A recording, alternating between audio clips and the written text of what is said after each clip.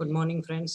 हमने जो पहले 2 वीडियो बनाए वो काफ़ी अच्छा रिस्पॉन्स रहा उसको, और जो भी सवालात वो पूछे गए उसका मैंने अपनी तौर से आंसर आंसर देने का अ, कोशिश किया हूँ। तो अभी हम तीसरे वीडियो में देखेंगे कि कुछ और कॉमन अफ़वाहें, उसके जवाब और वायरल बीमारियों के बारे में और कुछ थोड़ी मालूमात। तो हम स्टार्ट करते हैं कि कुछ अफ़वाह ऐसी है कि वायरस ट्रीटेबल है या नहीं है। ठीक है, तो कुछ लोगों ने पूछा है कि कोरोना वायरस की अगर इलाज ही नहीं है तो हमें उसका ट्रीटमेंट क्यों लेना है। ठीक है, तो और दूसरा सवाल है कि वो क्या करते हैं उधर, ट्रीटमेंट क्या देते हैं, कि ये ट्रीटमेंट क्या देते हैं, इसके पीछे भी एक फ़ियर है कि बहुत सारे लोगों में एक अफ़वाह चल रही है कि हॉस्पिटलों में ट्रीटमेंट नहीं दे रहे हैं, बस पेशेंट को मारने वाला इंजेक्शन देकर वापस दे रहे हैं। तो इसमें कोई सच्चाई नहीं है। तो होम्योपैथी जब कोरोना ट्रीटमेंट में 2 ट्रीटमेंट अभी चल रहे हैं। आप अगर रूबी हॉल में भी जाओगे तो वहाँ पे भी इंटीग्रेटेड अप्रोच, यानी दोनों तरीके की ट्रीटमेंट, एलोपैथिक और होम्योपैथिक दोनों एक साथ देकर ये पेशेंट का इलाज किया जा रहा है। बहुत सारे वायरल्स में ट्रीटमेंट एंटीवायरल दवाइयों पे डिपेंड करता है। जैसा स्वाइन फ्लू का भी एक साथ आया था, उसमें उसका अगेंस्ट सीधे-सीधे एक दवाई है टैमीफ्लू, तो उसका भी रिज़ल्ट काफ़ी अच्छा था। डायरेक्ट ट्रीटमेंट उसका है। कोरोना का कोई डायरेक्ट टैबलेट्स नहीं है, पर हमारे पास सिम्प्टोमेटिक ट्रीटमेंट है, और उसको एडमिट करने के बाद लोगों में जनरली ऐसा चल रहा है कि अगर उसमें इलाज ही नहीं है तो उसको एडमिट करके क्या करते हैं। ठीक है, तो पहले तो हमें ट्रीटमेंट प्रोटोकॉल समझना पड़ेगा कि हमने जैसे कल देखा कि बैक्टीरियल इन्फेक्शन होता है, वायरल इन्फेक्शंस होते हैं। तो कभी-कभी जो है वायरल के साथ-साथ बैक्टीरिया का सुपर इन्फेक्शन हो जाता है, तो 2 इन्फेक्शन के साथ एक साथ लड़ना पड़ता है। तो उस वक़्त आपको पेशेंट को एडमिट करना बहुत ज़रूरी हो जाता है, तो उस वक़्त आपका एंटीबायोटिक्स का काम भी आ जाता है। तो पहली बात कि इसको ट्रीटमेंट बिल्कुल भी नहीं है और ये ट्रीटेबल नहीं है कोरोना, तो ये बात बिल्कुल गलत है। इसको ट्रीट किया जा सकता है। इसके 2 प्रोटोकॉल्स होते हैं, फिर सिम्प्टोमेटिक, असिम्प्टोमेटिक पेशेंट और सिम्प्टोमेटिक पेशेंट जिनको कोरोना पॉज़िटिव है और कुछ लोग उसके संपर्क में आए हुए होते हैं। तो होता क्या है, पहले 15 दिन पेशेंट जब एक्सपोज़ होता है तो उसमें उसको पहले 15 दिन सिम्पटम नज़र नहीं आते, इसलिए उस पेशेंट को आइसोलेट करना पड़ता है। तो इसलिए इस आइसोलेशन के लिए एक इंस्टीट्यूशनल क्वारंटाइन होता है, एक होम क्वारंटाइन होता है। जो पेशेंट दूसरों को बीमारी दे देगा, इसके कम चांसेस होते हैं, उसको होम क्वारंटाइन करते हैं। हाई रिस्क पेशेंट को इंस्टीट्यूशनल क्वारंटाइन करते हैं। तो ये इंस्टीट्यूशनल क्वारंटाइन जो है कि गवर्नमेंट अपने खर्च से पेशेंट को अपनी ज़िम्मेदारी पे किसी एक सेंटर में रखती है, तो इससे हमारी कम्युनिटी में अभी हाल फिलहाल में उठा कर लेके जाना, लेकर चले गए, ऐसे गलत-गलत लफ्ज़ों का इस्तेमाल करने से पेशेंटों में और सोसाइटी में बहुत अलग तरीके का वो इम्प्रेशन चला गया है। किसी भी डॉक्टर के पास अगर कोई पेशेंट आता है तो उसे होम क्वारंटाइन किया जाता है, उसे उठाकर नहीं लेके जाते। उनको कहा जाता है कि आप 7 दिन, 10 दिन घर पे रहिए। अगर उनको एक्सपोज़र हो चुका है तो 3 दिन में वो अपनी ड्यूटी वापस ले जा सकते हैं। तो इसका मतलब ये भी नहीं कि डॉक्टर को कोरोना हो गया, उसके स्टाफ को कोरोना हो गया। उनके हॉस्पिटल में कोई पेशेंट आकर गया था और उसको कोरोना हो गया था, तो ये डॉक्टर लोगों ने उनका प्रिकॉशन खुद लिए थे, इसलिए अब उनको सिर्फ़ 2-3 दिन घर पे रखना है और वापस से ये काम जॉइन कर सकते हैं। तो उनको कुछ दिन के लिए पॉज़ देते हैं, उठाकर नहीं लेके जाते। ठीक है? तो ये भी एक बहुत गलत तरीके से फैलाया जा रहा है कि डॉक्टर को उठाकर लेके चले गए, इनको ऐसा किया, उनको वैसा किया। किसी को कुछ नहीं होता। ये क्वारंटाइन के कुछ रूल्स है जो सरकार बनाती है, डब्ल्यूएचओ बनाती है। उस ताल्लुक से जब कोई डॉक्टर कोरोना वार्ड में ड्यूटी करता है तो वो खुद लिख कर देता है कि मैं 14 दिन क्वारंटाइन हो जाऊँगा, मैं 14 दिन ड्यूटी करने के बाद 14 दिन वो अपने आप को घर में अलग दूसरों से अलग कर लेते हैं, तो ये दूसरों से अलग करने को क्वारंटाइन कहा जाता है। तो इट्स पार्ट ऑफ ट्रीटमेंट, ये ट्रीटमेंट का एक पार्ट है। तो उसमें आप इसको उठा कर लेके गए, उसको कोरोना हो गया, ऐसे लफ्ज़ों का इस्तेमाल करने से बचें, ठीक है। तो नेक्स्ट सवाल था हमारा कि ट्रीटमेंट में क्या क्या है फिर, ठीक है। तो ट्रीटमेंट में ऐसा होता है कि अभी हाल फिलहाल में अगर केस पॉजिटिव आ भी जाता है तो उसमें सबसे पहले जो, अगर से हमारे पास कोरोना की डायरेक्ट दवाई नहीं है, पर HCQ एक ड्रग है हाइड्रोक्सीक्लोरोक्विन, वो अच्छी तरीके से पूरे ऑल ओवर वर्ल्ड में इस्तेमाल किया जा रहा है। तो इससे ये HCQ देने से जो पेशेंट का पॉजिटिव स्टेज, जो दूसरों को जो इन्फेक्ट करने का स्टेज है, वो कम हो रहा है। इसलिए हर एक पेशेंट को HCQ दिया जा रहा है। उसके साथ साथ अगर आपको स्वाइन फ्लू का भी अगर चांसेस हो सकते हैं, अगर निमोनिया आपका तैयार हो रहा है, तो उसके साथ साथ टेमीफ्लू भी दिया जा रहा है। तो ये हो गया सिम्टोमेटिक ट्रीटमेंट प्लस एंटीवायरल दवाइयाँ, ठीक है। और उसके साथ साथ अभी इंटीग्रल अप्रोच के तहत होम्योपैथिक ट्रीटमेंट भी इस ट्रीटमेंट में ऐड किया गया है। रूबी हॉल जैसे पुणे के नामचीन हॉस्पिटल में भी अभी 2 तरीके का ट्रीटमेंट एक साथ दिया जा रहा है, एलोपैथी और होम्योपैथी। तो होम्योपैथी के इतने बेहतर रिजल्ट आज के ज़माने में मिल रहे हैं, तो मैं आपसे रिक्वेस्ट करूँगा कि आप भी प्रिकॉशनरी, होम्योपैथी में फिर और 2 तरीके के ट्रीटमेंट दिए जा रहे हैं, एक प्रिकॉशनरी और एक पॉजिटिव पेशेंट के लिए। तो अगर से आपको अभी हाल फिलहाल में कोरोना नहीं है, आपको कोरोना जैसे सिम्टम्स भी नहीं है, फिर भी आप होम्योपैथिक प्रिवेंटिव मेडिसिन जो आपकी इम्यूनिटी बढ़ाएगा, आपकी जिस्म की ताकत बढ़ाएगा, बीमारी के खिलाफ लड़ने की ताकत देगा, ऐसी दवाई आर्सेनिक एल्बम 30 ज़रूर ब ज़रूर लें। आप भी लें, आपके घर वालों को भी दें, आपके पहचान वालों को भी दें।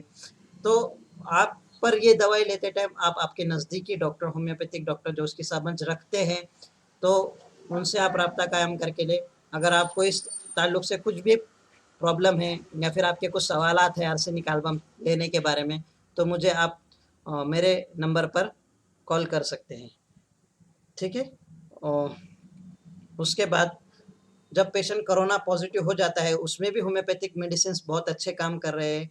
हम हमारे कुछ सीनियर्स और बहुत सारे जो महाराष्ट्र में लोग काम कर रहे हैं, उनके एक्सपीरियंस से ऐसा पता चला है कि बाकी एंटीवायरल दवाइयों के साथ अगर आप होम्योपैथी दवाई देंगे, तो कोरोना पेशेंट जल्दी से जल्दी रिकवर होने में मदद हो रही है। तो उसके साथ-साथ आपको क्या करना है, सिर्फ़ कोरोना नहीं, हर वायरल बीमारी के साथ आपको ये करना है कि आपको बेड रेस्ट बहुत ज़रूरी है। जब भी आपको अपने अंदर बुखार और और कोरोना जैसे जब जो दूसरे सिम्पटम आ रहे हैं, तो उस वक़्त आप मत हो जाइए, टेंशन मत लीजिए। पर आपको जो करना है, वो आपका फ़ोकस क्लियर रखिए कि हमको कंप्लीट बेड रेस्ट लेना है, ठीक है? Complete bed rest, lots of water, बहुत ज़्यादा पानी, 5 से 6 लीटर पानी आपको पीना है। खुद को दूसरों से आइसोलेट करना है, अपने अपने घर वालों से हम अलग रह लेंगे, तो हमारा बाथरूम, हमारा टॉयलेट अलग कर लो, एक रूम में अपने आप को सिक्योर कर लो। डॉक्टर लोग जो विटामिन्स और विटामिन बी कॉम्प्लेक्स और विटामिन सी देते हैं, उनको अच्छे तरीके से लीजिए। विटामिन्स का हर वायरल बीमारी में बहुत अच्छा रोल होता है। विटामिन्स देने के बाद जो बहुत सारे जो वायरल बीमारियाँ हैं, जैसे डेंगू भी है और बाकी सब बीमारियों में क्या होता है कि अपना जो एक्स्ट्रा ड्रग्स मेटाबोलाइज़ होने के लिए लीवर में जाते हैं, लीवर लोड पर आता है। तो पेशेंट को कंटिन्यू खाने के तरफ देखकर डिस्गस्ट फील होता है, मलमल बढ़ती है, तो वो एक्चुअली लीवर पे लोड आने की वजह से होता है। तो ये जो हम बहुत कॉमन बीमारियों में आपने देखा होगा वायरल फीवर में, ये सलाइन में पीला इंजेक्शन डाल के लगाते हैं, तो उससे भी ये वायरल जो लीवर पे लोड देता है, ये कम होता है। उसके बाद हमको उसमें मास्क इस्तेमाल करना बहुत ज़रूरी है, बहुत मतलब बहुत ही ज़्यादा ज़रूरी है। इसको हम बहुत ही सीरियसली लें, क्योंकि अगर हमने मास्क पहना है और सामने वाले ने मास्क पहना है, तो कोरोना ट्रांसमिशन के चांसेस बहुत ही कम हो जाते हैं। नज़दीक 90% उसके चांसेस कम हो जाते हैं। तो ये प्रिकॉशंस बहुत लेना ज़रूरी है। इसके साथ-साथ आपको कुछ हाल फिलहाल में लोगों का नेग्लिजेंस चल रहा है कि कुछ-कुछ बातें होती है, तो मैं उसका भी थोड़ा-सा आपको बता देता हूँ कि कुछ लोग बोलते हैं कि हमें क्या कोरोना होने होने वाला तो है नहीं, हमारे शहर में कोरोना है नहीं, तो हम क्यों उसका प्रिकॉशन लें। तो प्रिकॉशन लेना ज़रूरी है, क्योंकि अब जो है ये ऐसे स्टेज में आ चुका है कि जो पेशेंट पहले फॉरेन से आते थे उन्हीं को ये नज़र आता था, अभी हम ऐसा ट्रीट करें कि हम अपने आप को सिक्योर कर पाए और हम भी परेशान ना हो और दूसरों को परेशानी ना हो। नेक्स्ट कुछ लोग बोलते हैं कि हमें हमारे गॉड पे भरोसा है, हमें हमारे खुदा पे भरोसा है।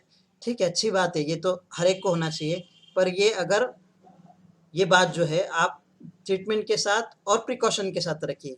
तो ये जो आपका खुदा पे भरोसा है, गॉड पे भरोसा है, ये एक अच्छा पॉजिटिव इफ़ेक्ट आपको देगा।